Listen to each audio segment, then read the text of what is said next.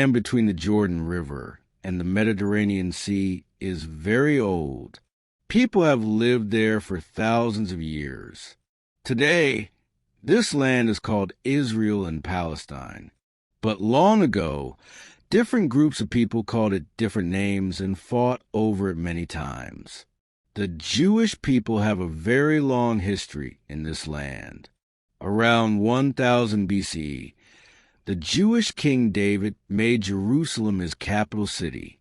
The Jewish people built their temples there. They called this land the land of Israel, or Canaan. For them, this land was given by God.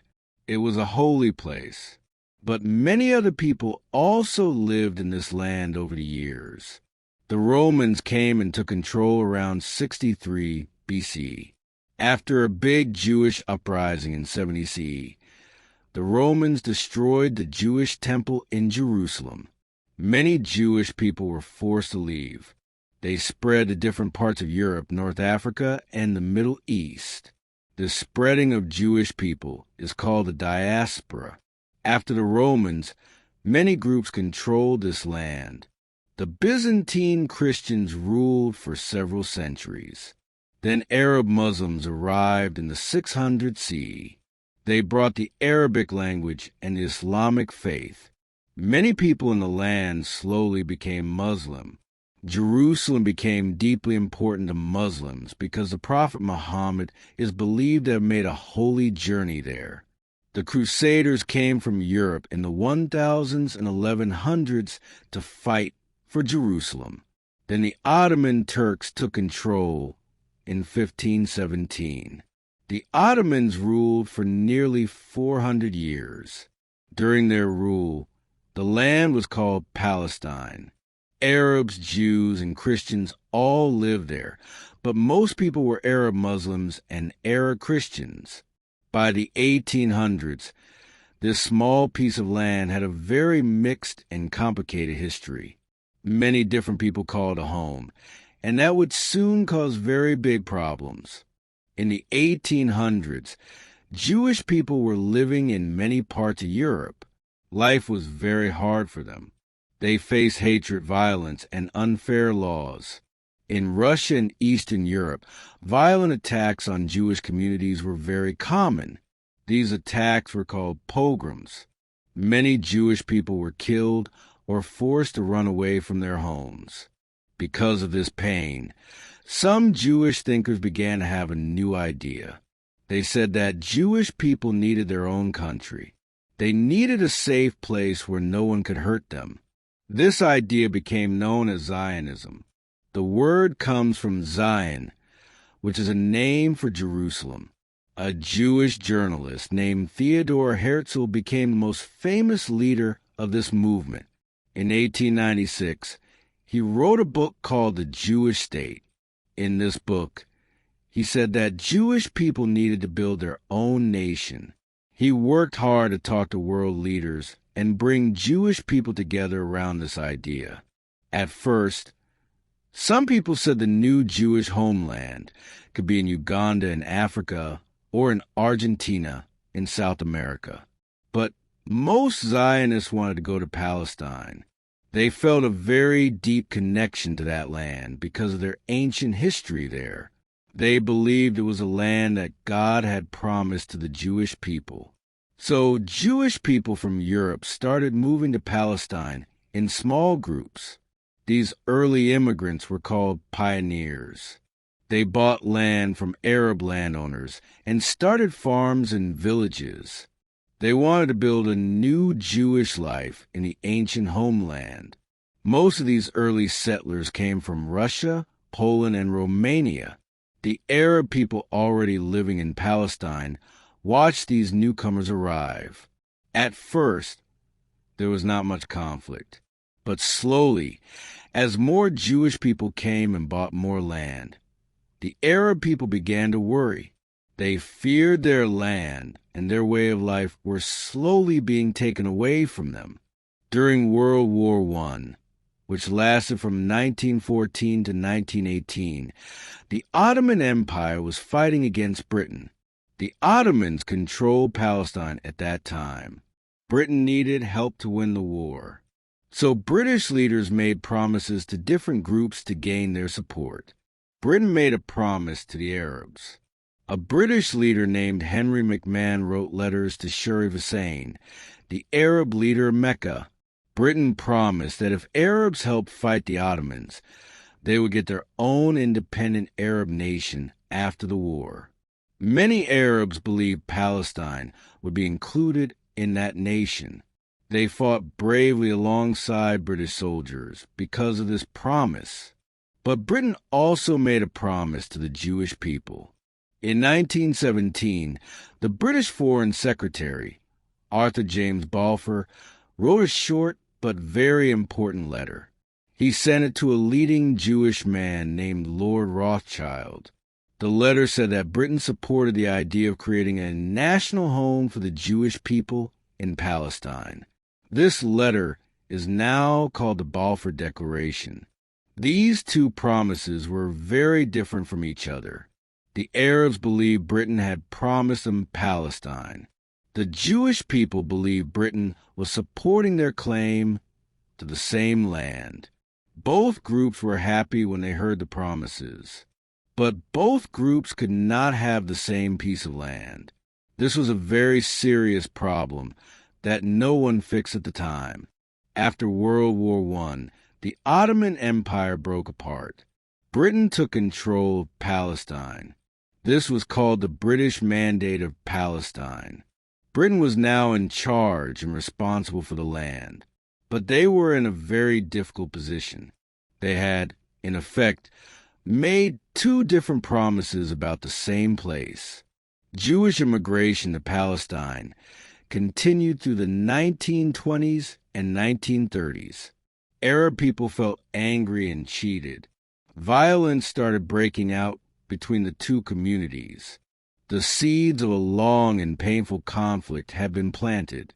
During the 1920s and 1930s, large numbers of Jewish people moved to Palestine, mainly from Europe.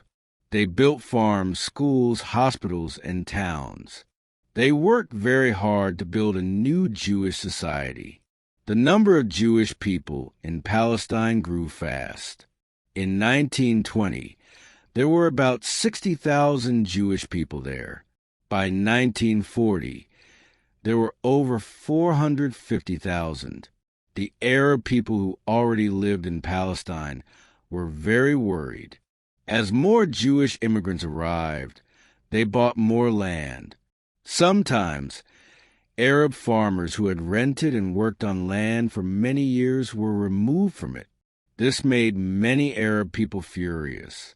They felt they were losing their homes and their future to newcomers. In 1929, serious violence broke out in Palestine. Arab and Jewish communities attacked each other. Many people on both sides were killed. The British tried to keep order, but it was becoming much harder to do. In 1936, Arab Palestinians started a large uprising against the British.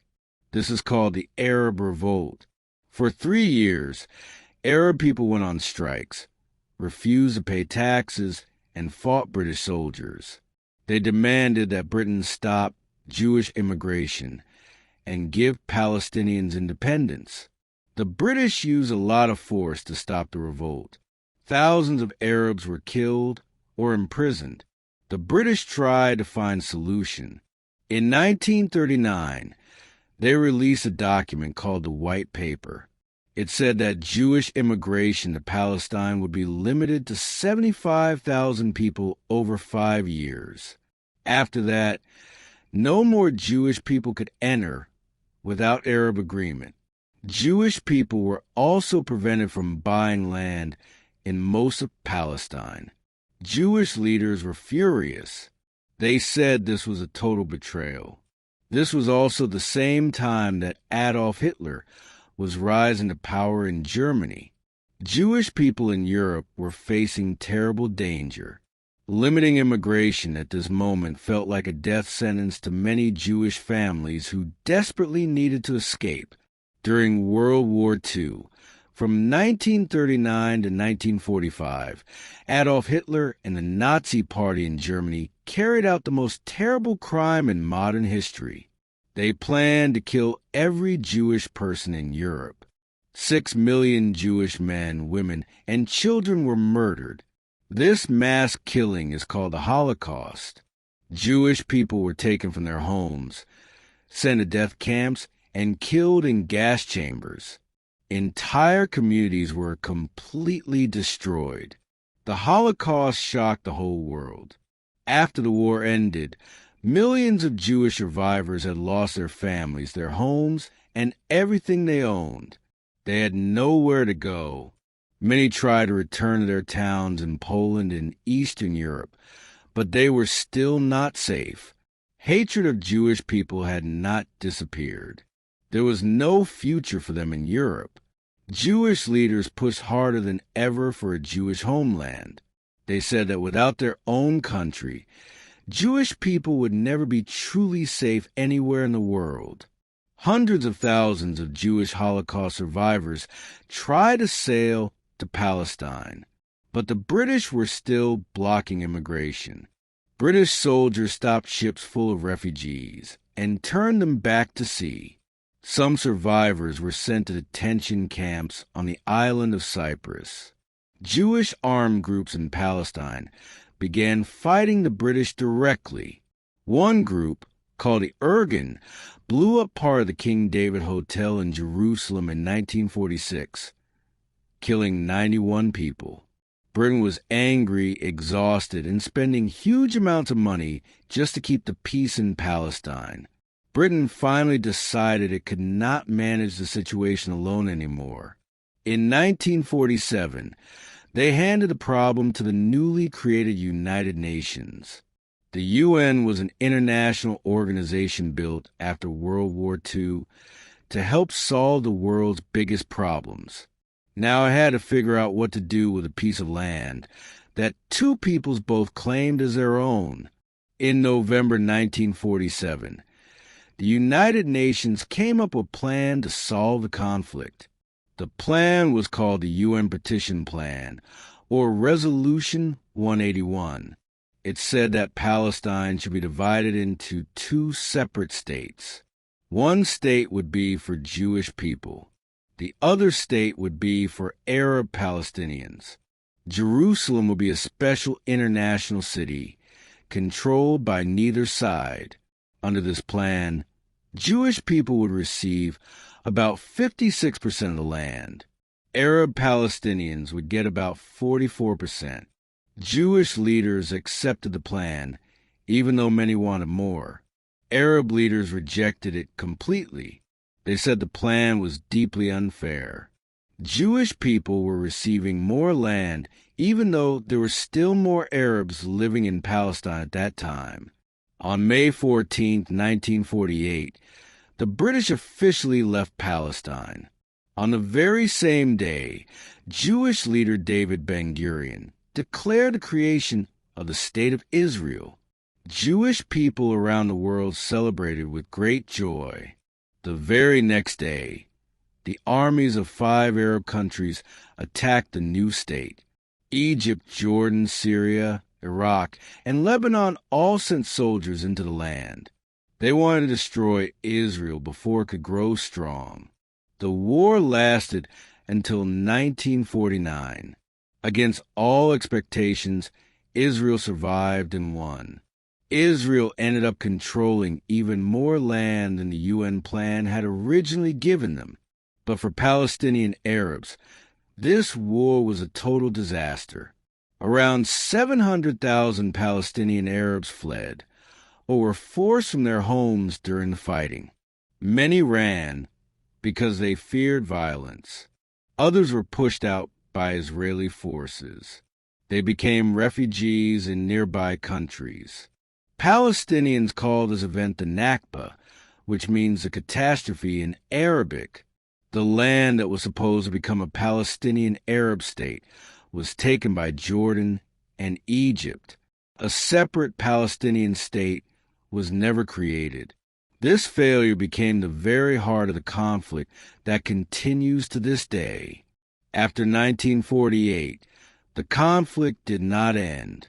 Arab nations refused to accept Israel's existence. Palestinian refugees lived in crowded camps in Jordan, Egypt, Lebanon, and Syria. Tension stayed very high throughout the 1950s and early 1960s. Small wars and cross-border attacks were a regular part of life in the region. In 1956, Israel attacked Egypt alongside Britain and France during the Suez Crisis. Egypt had taken control of the Suez Canal, which was very important for world trade. The fighting stopped after pressure from the United States and the Soviet Union, but the anger between Israel and Arab nations grew even stronger after that event. By 1967, another big war was coming. Egypt's leader, Gamal Abdel Nasser, moved large numbers of soldiers to the border of Israel. He blocked Israeli ships from sailing through the Red Sea. Arab leaders spoke openly and loudly about destroying Israel. Israeli leaders felt very seriously threatened. They made the decision to strike first before the Arab armies could attack. On June 5, 1967, Israel launched surprise air attacks on Egypt, Jordan, and Syria. In just a few hours, they destroyed most of the Arab air forces while the planes were still sitting on the ground. Without air support, the Arab armies could not fight effectively. The ground war lasted only 6 days. In those 6 days, Israel captured a huge amount of land. They took the West Bank and East Jerusalem from Jordan. They took the Gaza Strip and the Sinai Peninsula from Egypt. They took the Golan Heights from Syria. Israel had triple the size of the territory controlled. This was a massive victory for Israel, but it created a serious new problem. Around 1 million more Palestinians now lived under Israeli military rule in the West Bank and Gaza. This military occupation began in 1967 and continues in large parts of the West Bank today. The 1967 war changed everything and made peace far more difficult to reach. After the 1948 war, Palestinians had lost most of their land and were living as refugees in neighboring countries. After the 1967 war, those in the West Bank and Gaza were living under Israeli military control. Many Palestinians felt that Arab governments had completely failed them. They decided they needed to fight for themselves. In 1964, Arab leaders helped create an organization called the Palestine Liberation Organization, or PLO. Its main goal was to fight for an independent Palestinian state and the right of refugees to return to their original homes. Yasser Arafat became the most famous leader of the PLO. He led a powerful group within the PLO called Fatah. The PLO used many different tactics. Some were political and peaceful, but many were very violent. Palestinian armed groups attacked Israeli targets both inside Israel and around the world. In 1972, a Palestinian group attacked Israeli athletes at the Olympic Games in Munich, Germany. 11 Israeli athletes were killed. This event shocked the entire world and turned international opinion strongly against Palestinian militant groups.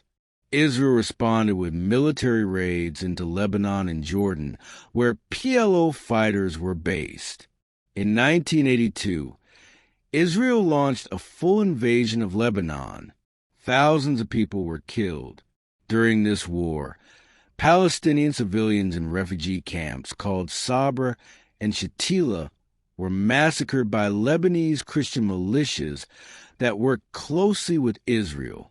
Hundreds, possibly thousands, of Palestinians were killed in those camps. Inside the occupied West Bank and Gaza, a new kind of resistance was also growing. In December 1987, Palestinians began a mass uprising called the First Intifada. Young Palestinians threw rocks at Israeli soldiers and went on strikes. They refused to cooperate with Israeli authorities in many ways. Images of young people facing armed soldiers were seen around the world, and international pressure for a peaceful solution grew stronger than ever before. By the early 1990s, both sides were tired of fighting. The First Intifada had dragged on for years. Israel could not stop the uprising. The PLO was losing money and support. The Cold War between the United States and the Soviet Union had ended, and the world was changing in important ways. New opportunities for peace began to appear. In 1993, Israeli and PLO leaders held secret meetings in Oslo, Norway. After many weeks of careful and difficult talks, they signed a historic agreement called the Oslo Accords. Israeli Prime Minister Yitzhak Rabin and PLO Chairman Yasser Arafat shook hands on the White House lawn in Washington, D.C. U.S. President Bill Clinton stood between them smiling. The whole world watched with hope and relief. The Oslo Accord said that Israel and the PLO formally recognized each other. The PLO agreed to stop violence. Israel agreed to give Palestinians limited self-rule in parts of the West Bank and Gaza. A new governing body called the Palestinian Authority was created to run daily life for Palestinians in these areas. Both sides agreed to keep talking and work toward a final peace agreement within 5 years. But the peace did not hold. Hardline groups on both sides rejected it completely. In 1995, Israeli Prime Minister Rabin was shot and killed by a Jewish extremist who opposed peace with Palestinians. That assassination was a terrible blow to the entire peace process. Violence continued on both sides. Palestinian suicide bombers attacked Israeli buses and restaurants. Israel kept building Jewish settlements on Palestinian land in the West Bank. In 2000, peace talks at Camp David completely collapsed. Both sides blamed each other for failure. Shortly after, a second intifada began that was far more violent than the first. Hundreds of Israeli civilians and thousands of Palestinians died in the years that followed. The entire peace process had broken down. After the Second Intifada, the situation changed again.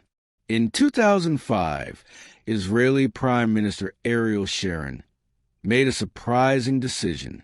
He pulled all Israeli soldiers and Jewish settlers out of the Gaza Strip completely.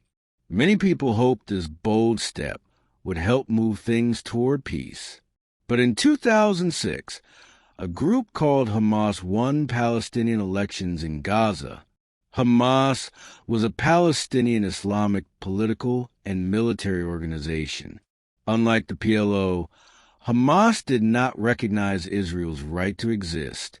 Hamas had carried out many deadly suicide bomb attacks against Israeli civilians in the past. Israel, the United States, and most Western countries labeled Hamas a terrorist organization. In 2007, after violent clashes between Hamas and the Fatah-led Palestinian Authority, Hamas took full control of Gaza by force. The West Bank was now run by the Palestinian Authority under Fatah, while Gaza was run by Hamas. Palestinians were now divided under two separate and competing governments. This deep division made finding any peace deal even harder. Israel and Egypt placed a blockade around Gaza. This meant that very little could enter or leave the territory. Goods, people, electricity, and building materials were all tightly restricted. Life in Gaza became extremely difficult. Millions of people lived in very poor conditions with limited food, medicine, and opportunity. Several major wars broke out between Israel and Hamas, in 2008, 2012, 2014, and 2021. Thousands of Palestinians were killed, and large parts of Gaza were destroyed each time. Hamas fired rockets into Israeli cities, and Israeli civilians also lived under constant fear. On October 7, 2023, Hamas launched the largest attack on Israel since 1948. Fighters broke through the border and killed about 1,200 Israelis, mostly civilians, and took around 250 people hostage. Israel responded with a massive military campaign in Gaza. Tens of thousands of Palestinians were killed, and much of Gaza was reduced to rubble. As of early 2025, the conflict continues, and a final peace remains very far away.